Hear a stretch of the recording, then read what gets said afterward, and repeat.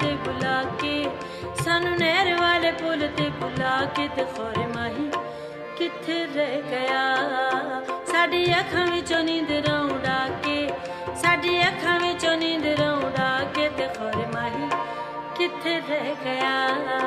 सानू नहर वाले पुल ते बुला के, सानू नहर वाले पुल ते बुला के, ते खौरे माही कित्थे रह गया।